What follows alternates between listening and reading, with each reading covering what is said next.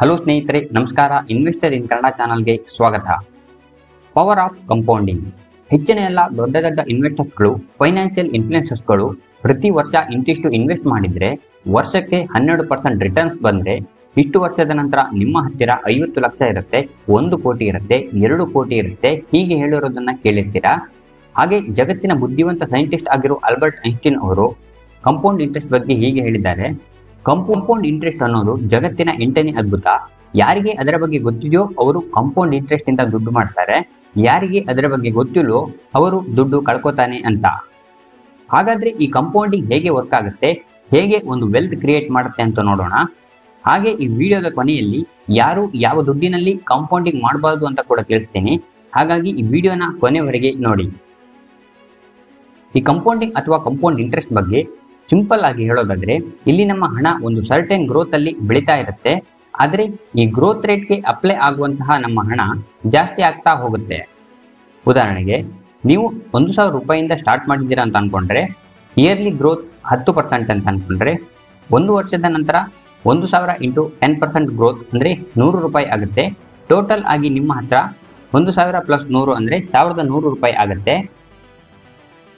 ಈಗ ನೆಕ್ಸ್ಟ್ ವರ್ಷ ಕೂಡ ನಿಮಗೆ 10% ಗ್ರೋತ್ ಸಿಕ್ಕಿದ್ರೆ ಅದು ಈಗ ನಿಮ್ಮ ಹತ್ತಿರ ಇರೋ ಪ್ರೆಸೆಂಟ್ ಅಮೌಂಟ್ ಅಂದ್ರೆ 1,100 ರೂಪಾಯಿ ಮೇಲೆ ಕ್ಯಾಲ್ಕುಲೇಟ್ ಆಗುತ್ತೆ. 1,100 ಇಂಟು 10% ಗ್ರೋತ್ ಅಂದ್ರೆ 110 ರೂಪಾಯಿ ಆಗುತ್ತೆ. ಟೋಟಲ್ ಅಮೌಂಟ್ 1,210 ರೂಪಾಯಿ ಆಗುತ್ತೆ. ಫಸ್ಟ್ ಇಯರ್ ನೀವು 100 ರೂಪಾಯಿ ಅರ್ನ್ ಮಾಡಿದ್ರಿ, 2ನೇ ವರ್ಷಕ್ಕೆ 110 ರೂಪಾಯಿ ಅರ್ನ್ ಮಾಡಿದ್ದೀರಾ. ಅದೇ 3ನೇ ವರ್ಷಕ್ಕೆ 10% ಗ್ರೋತ್ ಕ್ಯಾಲ್ಕುಲೇಟ್ ಮಾಡಿದ್ರೆ 1,210 ಇಂಟು 10% ಅಂದ್ರೆ 121 ರೂಪಾಯಿ. ಟೋಟಲ್ 1,331 ರೂಪಾಯಿ ಆಗುತ್ತೆ. ಇಲ್ಲಿ ಗ್ರೋತ್ ರೇಟ್ ಸೇಮ್ ಇದೆ, ಆದರೆ ಗ್ರೋತ್ ಆಗೋ ಅಮೌಂಟ್ ಚೇಂಜ್ ಆಗ್ತಾ ಹೋಗುತ್ತೆ. ಇದೇ ರೀತಿ ವರ್ಷದಿಂದ ವರ್ಷಕ್ಕೆ ನಿಮ್ಮ ಟೋಟಲ್ ಅಮೌಂಟ್ ಜಾಸ್ತಿ ಆಗ್ತಾ ಹೋಗುತ್ತೆ, ಹಾಗೆ ನಿಮ್ಮ ಅರ್ನಿಂಗ್ಸ್ ಕೂಡ ಜಾಸ್ತಿ ಆಗ್ತಾ ಹೋಗುತ್ತೆ. ಹೀಗೆ ನೀವು ಎಷ್ಟು ಜಾಸ್ತಿ ಟೈಮ್ ಕೊಡ್ತೀರೋ ಅಷ್ಟು ಜಾಸ್ತಿ ನಿಮ್ಮ ದುಡ್ಡು ಗ್ರೋತ್ ಆಗುತ್ತೆ. ಇನ್ನು ಈ ಕಂಪೌಂಡಿಂಗ್ ಸ್ಟಾಕ್ ಮಾರ್ಕೆಟ್ ಅಲ್ಲಿ ಹೇಗೆ ವರ್ಕ್ ಆಗುತ್ತೆ ಅಂತ ನೋಡೋಣ. ಸ್ಟಾಕ್ ಮಾರ್ಕೆಟ್ ನಲ್ಲಿ ಆನ್ ಆನ್ ಆವರೇಜ್ ವರ್ಷಕ್ಕೆ 10ರಿಂದ 15% ವರೆಗೆ ರಿಟರ್ನ್ ಸಿಕ್ಕೇ ಸಿಗುತ್ತೆ. ಈಗ ನಿಮ್ಮಲ್ಲಿ ಕೆಲವರು ಹೇಳ್ತಾರೆ, ಸ್ಟಾಕ್ ಮಾರ್ಕೆಟ್ ಅಲ್ಲಿ 10ರಿಂದ 15% ರಿಟರ್ನ್ ಸಿಗೋದಿದ್ರೆ ಜನ ಯಾಕೆ ಬ್ಯಾಂಕ್ ಎಫ್ಡಿಲಿ ದುಡ್ಡು ಇಡ್ತಾರೆ ಅಂತ. ಅದು ಅಲ್ಲದೆ ನಾನು ಲಾಸ್ಟ್ 1 ಇಯರ್ ಇಂದ ಸ್ಟಾಕ್ ಮಾರ್ಕೆಟ್ ಅಲ್ಲಿ ಇನ್ವೆಸ್ಟ್ಮೆಂಟ್ ಮಾಡಿದ್ದೀನಿ, ನನ್ನ ಪೋರ್ಟ್ಫೋಲಿಯೋ ಈಗ ನೆಗೆಟಿವ್ ಅಲ್ಲಿ ಇದೆ, ನಾನು ಲಾಸ್ ಮಾಡ್ಕೊಂಡಿದ್ದೀನಿ, ಹಾಗೆ ಹೀಗೆ ಅಂತ ಇನ್ನೂ ಏನೇನೋ ಹೇಳ್ತಾರೆ. ಆದ್ರೆ ನನ್ನ ಮಾತನ್ನ ನಂಬೋಕೆ ಹೋಗಬೇಡಿ. ಜಸ್ಟ್ ನಿಫ್ಟಿ ಅಥವಾ ಸೆನ್ಸೆಕ್ಸ್ ನ ಚಾರ್ಟ್ ಅನ್ನ ಓಪನ್ ಮಾಡಿ. ಹೌದು, ಲಾಸ್ಟ್ 1 ಇಯರ್ ಅಲ್ಲಿ ಯಾವುದೇ ರಿಟರ್ನ್ ಸಿಗದೆ ಇರಬಹುದು, ಆದರೆ ಲಾಂಗ್ ಟರ್ಮ್ ರಿಟರ್ನ್ಸ್ ನ ಚೆಕ್ ಮಾಡಿ. ಲಾಸ್ಟ್ 5 ಇಯರ್ಸ್ ಅಲ್ಲಿ ಎಷ್ಟು ರಿಟರ್ನ್ಸ್ ಬಂದಿದೆ ಅಂತ ಇಲ್ಲಿ ನೀವೇ ನೋಡಬಹುದು. ಇದು ಕೇವಲ ನಿಫ್ಟಿ ಅಥವಾ ಸೆನ್ಸೆಕ್ಸ್ ನ ಮ್ಯೂಚುವಲ್ ಫಂಡ್ ಅಥವಾ ETF ನಲ್ಲಿ ಇನ್ವೆಸ್ಟ್ ಮಾಡಿದ್ರೆ ಬಂದಿರುವಂತಹ ರಿಟರ್ನ್ಸ್.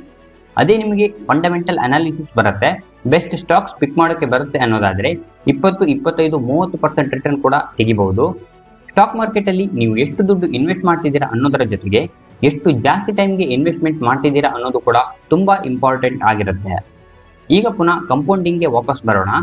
ಮೊದಲು ಲಂಪ್ ಸಮ್ ಅಂದ್ರೆ ಒನ್ ಟೈಮ್ ಇನ್ವೆಸ್ಟ್ಮೆಂಟ್ ಅಲ್ಲಿ ಕಂಪೌಂಡಿಂಗ್ ಹೇಗೆ ವರ್ಕ್ ಆಗುತ್ತೆ ಅಂತ ನೋಡೋಣ. ಉದಾಹರಣೆಗೆ, ನೀವು ಯಾವುದೋ ಒಂದು ಸ್ಟಾಕ್ಸ್ ಅಥವಾ ಮ್ಯೂಚುವಲ್ ಫಂಡ್ ನಲ್ಲಿ 1 ಲಕ್ಷ ಇನ್ವೆಸ್ಟ್ಮೆಂಟ್ ಮಾಡಿದ್ದೀರಾ ಅಂತ ಅನ್ಕೊಳ್ಳೋಣ. ಆನ್ ಆನ್ ಅವರೇಜ್ ವರ್ಷಕ್ಕೆ 12% ರಿಟರ್ನ್ ಸಿಗ್ತಿದೆ ಅಂತ ಕನ್ಸಿಡರ್ ಮಾಡೋಣ. ಗೂಗಲ್ಗೆ ಹೋಗಿ ಲಂಪ್ ಸಮ್ ಕ್ಯಾಲ್ಕುಲೇಟರ್ ಅಂತ ಸರ್ಚ್ ಮಾಡಿ. ನಾನು ಇಲ್ಲಿ ಫಿನಾಲಜಿ ಕ್ಯಾಲ್ಕುಲೇಟರ್ನ ಇಲ್ಲಿ ಸೆಲೆಕ್ಟ್ ಮಾಡ್ಕೊಂಡಿದ್ದೀನಿ. ಇಲ್ಲಿ ಇನ್ವೆಸ್ಟ್ಮೆಂಟ್ ಅಮೌಂಟ್ 1 ಲಕ್ಷ ಅಂತ ಟೈಪ್ ಮಾಡಿದ್ದೀನಿ. ಎಕ್ಸ್ಪೆಕ್ಟೆಡ್ 12%, ಟೆನ್ಯೂರ್ ಅಂದ್ರೆ ವರ್ಷ, ಇಲ್ಲಿ 1 ಅಂತ ಟೈಪ್ ಮಾಡಿ ಪ್ಲಾನ್ ಮೈ ಫ್ಯೂಚರ್ ವ್ಯಾಲ್ಯೂ ಅಂತ ಕ್ಲಿಕ್ ಮಾಡಿದ್ರೆ ನಮ್ಮ ಟೋಟಲ್ ವ್ಯಾಲ್ಯೂ 1,12,000 ಆಗುತ್ತೆ. ಅಂದ್ರೆ 12,000 ರಿಟರ್ನ್ ಸಿಗುತ್ತೆ 1 ವರ್ಷಕ್ಕೆ. ನೆಕ್ಸ್ಟ್ ಇಲ್ಲಿ 2 ವರ್ಷಕ್ಕೆ ಕ್ಯಾಲ್ಕುಲೇಟ್ ಮಾಡಿದ್ರೆ ಟೋಟಲ್ 1,25,440 ಆಗುತ್ತೆ. 2 ವರ್ಷಕ್ಕೆ ಒಟ್ಟು 25,440 ರಿಟರ್ನ್ ಸಿಕ್ಕಿದಾಗೆ ಆಗುತ್ತೆ. ಅದೇ ರೀತಿ 5 ವರ್ಷಕ್ಕೆ ಕ್ಯಾಲ್ಕುಲೇಟ್ ಮಾಡಿದ್ರೆ ಟೋಟಲ್ ವ್ಯಾಲ್ಯೂ 1,76,234 ರೂಪಾಯಿ. ಟೋಟಲ್ ರಿಟರ್ನ್ 76,234 ರೂಪಾಯಿ. 10 ವರ್ಷಕ್ಕೆ ಟೋಟಲ್ ವ್ಯಾಲ್ಯೂ 3,10,584 ರೂಪಾಯಿ. ಟೋಟಲ್ ರಿಟರ್ನ್ 2,10,584 ರೂಪಾಯಿ. ಅದೇ 20 ವರ್ಷಕ್ಕೆ ಟೋಟಲ್ ವ್ಯಾಲ್ಯೂ 9,64,629 ರೂಪಾಯಿ. ಟೋಟಲ್ ರಿಟರ್ನ್ 8,64,629 ರೂಪಾಯಿ. ಅದೇ 30 ವರ್ಷಕ್ಕೆ ಟೋಟಲ್ ವ್ಯಾಲ್ಯೂ 29,95,992. ಟೋಟಲ್ ರಿಟರ್ನ್ 28,95,992 ರೂಪಾಯಿ. ಹೀಗೆ 41 ವರ್ಷಕ್ಕೆ ನೀವು ಇನ್ವೆಸ್ಟ್ ಮಾಡಿರೋ 1 ಲಕ್ಷ ರೂಪಾಯಿ 1,04,21,708 ರೂಪಾಯಿ ಆಗುತ್ತೆ. ನಿಮಗೆ ಸಿಕ್ಕಿರೋ ಟೋಟಲ್ ರಿಟರ್ನ್ 1,03,21,708 ರೂಪಾಯಿ. ಇಲ್ಲಿ ನೀವು ಕ್ಲಿಯರ್ ಆಗಿ ಅಬ್ಸರ್ವ್ ಮಾಡಿ, ಮೊದಲ 1 ವರ್ಷ 2 ವರ್ಷ 5 ವರ್ಷ 10 ವರ್ಷ 20 ವರ್ಷ ನಿಮಗೆ ಇದೇನು ದೊಡ್ಡ ಅಮೌಂಟ್ ಅಲ್ಲ ಅಂತ ಅನಿಸ್ಬೋದು. ನೀವು ಇನ್ವೆಸ್ಟ್ಮೆಂಟ್ ಮಾಡಿರೋ 1 ಲಕ್ಷ ರೂಪಾಯಿ 20 ವರ್ಷ ಬಿಟ್ಟು ಕೇವಲ 8 ಲಕ್ಷ ರೂಪಾಯಿ ಸಮಥಿಂಗ್ ಆಗಿರುತ್ತೆ. ಅದೇ ನೀವು ಮತ್ತೆ 20 ರಿಂದ 21 ವರ್ಷ ವೆಯ್ಟ್ ಮಾಡಿದರೆ ಅದು 1 ಕೋಟಿ ಆಗಿರುತ್ತೆ. This is the power of compounding. ಆದರೆ ಒಂದು ವಿಷಯ ಇಲ್ಲಿ ನೆನಪಲ್ಲಿ ಇಟ್ಕೊಳ್ಳಿ, ಸ್ಟಾಕ್ ಮಾರ್ಕೆಟ್ನಲ್ಲಿ ಯಾವತ್ತೂ ಒಂದೇ ಸೈಡಲ್ಲಿ ಇಂತಿಷ್ಟು ಅಂತ ಫಿಕ್ಸ್ಡ್ ರಿಟರ್ನ್ ಕೊಡೋದಿಲ್ಲ. ನೀವು ಇನ್ವೆಸ್ಟ್ ಮಾಡಿರೋ 1 ಲಕ್ಷ 1 ವರ್ಷದ ನಂತರ 90,000 ಕೂಡ ಆಗ್ಬೋದು, ಅಥವಾ 1,20,000 ಕೂಡ ಆಗ್ಬೋದು. ಗುರು ನೀನು ಹೇಳಿದಂತ ನಾನು 1 ಲಕ್ಷ ಇನ್ವೆಸ್ಟ್ಮೆಂಟ್ ಮಾಡಿದ್ದೆ 100% ರಿಟರ್ನ್ ಸಿಗಲಿಲ್ಲ, ಬದಲಾಗಿ ನಾನು ಇನ್ವೆಸ್ಟ್ ಮಾಡಿರೋದಲ್ಲೇ 5,000 ಲಾಸ್ ಆಯಿತು ಅಂತ ನನಗೆ ಬಯೋಕೆ ಬರಬೇಡಿ. ಎಕ್ಸ್ಪೆನ್ಸ್ ರೇಷಿಯೋ ಕಮ್ಮಿ ಇರೋ ನಿಫ್ಟಿ ಅಥವಾ ಸೆನ್ಸೆಕ್ಸ್ನ ಯಾವುದಾದ್ರೂ ಇಂಡೆಕ್ಸ್ ಫಂಡ್ನಲ್ಲಿ ಇನ್ವೆಸ್ಟ್ಮೆಂಟ್ ಮಾಡಿ. ಮಿನಿಮಮ್ 5 ರಿಂದ 10 ವರ್ಷ ವೆಯ್ಟ್ ಮಾಡಿ. ಆವಾಗಲೂ ನಿಮಗೆ ವರ್ಷಕ್ಕೆ ಮಿನಿಮಮ್ 10 ರಿಂದ 12% ರಿಟರ್ನ್ ಬಂದಿಲ್ಲ ಅಂದರೆ ಆಗ ನನಗೆ ಏನು ಬೇಕಾದರೂ ಹೇಳಿ, ಪರವಾಗಿಲ್ಲ. ಇನ್ನು ನನಗೆ 1 ಲಕ್ಷ ಎಲ್ಲ ಒಂದೇ ಸಲ ಇನ್ವೆಸ್ಟ್ಮೆಂಟ್ ಮಾಡೋಕೆ ಆಗಲ್ಲ, ತಿಂಗಳು ಇಂತಿಷ್ಟು ಇನ್ವೆಸ್ಟ್ಮೆಂಟ್ ಮಾಡಿ ಕಂಪೌಂಡಿಂಗ್ ಮಾಡೋಕ್ಕಾಗತ್ತಾ ಅಂತ ಕೇಳಿದರೆ ಅದು ಕೂಡ ಆಗುತ್ತೆ.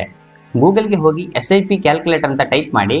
ನಾನು ಇಲ್ಲಿ ಕೂಡ ಫಿನಾಲಜಿ ಕ್ಯಾಲ್ಕುಲೇಟರ್ನೇ ಓಪನ್ ಮಾಡ್ಕೊಂಡಿದ್ದೀನಿ. ನೀವು ಪ್ರತಿ ತಿಂಗಳು 5,000 ಇನ್ವೆಸ್ಟ್ಮೆಂಟ್ ಮಾಡ್ತಿದ್ದೀರಾ ಅಂದ್ಕೊಳ್ಳೋಣ.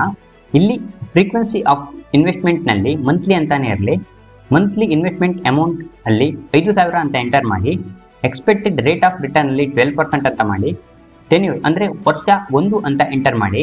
1 ವರ್ಷದ ನಂತರ ನೀವು ಇನ್ವೆಸ್ಟ್ ಮಾಡಿರೋ ಅಮೌಂಟ್ 60,000, ಸಿಕ್ಕಿರೋ ರಿಟರ್ನ್ಸ್ 4,046 ರೂಪಾಯಿ, ಟೋಟಲ್ ವ್ಯಾಲ್ಯೂ 64,046 ರೂಪಾಯಿ ಆಗುತ್ತೆ. ಹೀಗೆ ಕಂಟಿನ್ಯೂ ಆಗಿ ಇನ್ವೆಸ್ಟ್ಮೆಂಟ್ ಮಾಡ್ತಾ ಹೋದರೆ 5 ವರ್ಷಕ್ಕೆ ನೀವು ಇನ್ವೆಸ್ಟ್ಮೆಂಟ್ ಮಾಡಿರೋದು 3 ಲಕ್ಷ, ಟೋಟಲ್ ರಿಟರ್ನ್ಸ್ 1,12,431 ರೂಪಾಯಿ, ಟೋಟಲ್ ವ್ಯಾಲ್ಯೂ 4,12,431 ರೂಪಾಯಿ ಆಗುತ್ತೆ.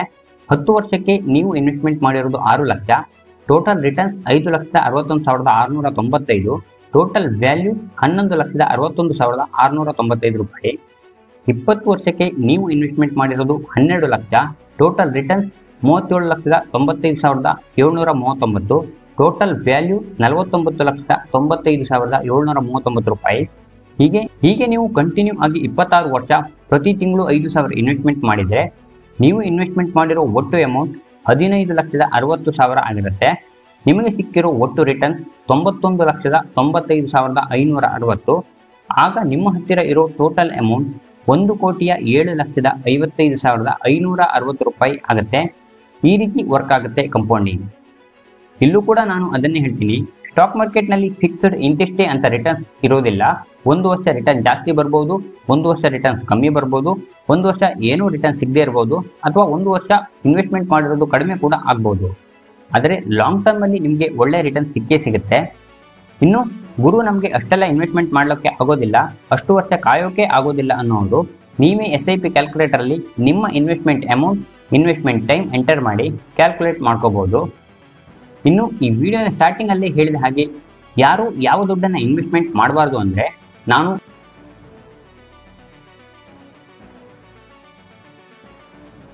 ನಾನು ಯಾವುದೇ ಕಾರಣಕ್ಕೂ ಏನೇ ಪ್ರಾಬ್ಲಮ್ ಬಂದರೂ ಈ ದುಡ್ಡನ್ನು ವಿಡ್ರಾ ಮಾಡೋದಿಲ್ಲ ಅನ್ನೋದಾದರೆ ಮಾತ್ರ ನೀವು ಕಂಪೌಂಡಿಂಗ್ನ ಆಸೆ ಇಟ್ಕೊಂಡು ಒಂದು ದೊಡ್ಡ ಮಟ್ಟದ ವೆಲ್ತ್ ಕ್ರಿಯೇಟ್ ಮಾಡ್ಬೋದು. ಅದೇ ನೀವು ನನಗೆ ಐಫೋನ್ ತಗೋಬೇಕು, ಬೈಕ್ ತಗೋಬೇಕು, ಸಾಲ ಕಟ್ಟೋದಿದೆ, ಗೋಲ್ಡ್ ತಗೋಬೇಕು ಅಂತ ಪದೇ ಪದೇ ನಿಮ್ಮ ಇನ್ವೆಸ್ಟ್ಮೆಂಟ್ ಅಮೌಂಟ್ನ ಯೂಸ್ ಮಾಡೋದು, ಮತ್ತೆ ಇನ್ವೆಸ್ಟ್ ಮಾಡೋದು, ಮತ್ತೆ ವಿಡ್ರಾ ಮಾಡೋದು, ಹೀಗೆ ಮಾಡ್ತಾ ಇದ್ರೆ ನಿಮಗೆ ಕಂಪೌಂಡಿಂಗ್ನ ಲಾಭ ಸಿಗೋದಿಲ್ಲ. ಇದಿಷ್ಟು ಕಂಪೌಂಡಿಂಗ್ ಅಥವಾ ಕಂಪೌಂಡ್ ಇಂಟ್ರೆಸ್ಟ್ ಬಗ್ಗೆ ಒಂದು ಎಜುಕೇಷನಲ್ ವಿಡಿಯೋ. ನಿಮಗೆ ಈ ವಿಡಿಯೋ ಇಷ್ಟ ಆದರೆ ವಿಡಿಯೋನ ಲೈಕ್ ಮಾಡಿ, ಹಾಗೆ ನಿಮ್ಮ ಫ್ರೆಂಡ್ಸ್ ಜೊತೆ ಶೇರ್ ಮಾಡಿ. Thanks for watching.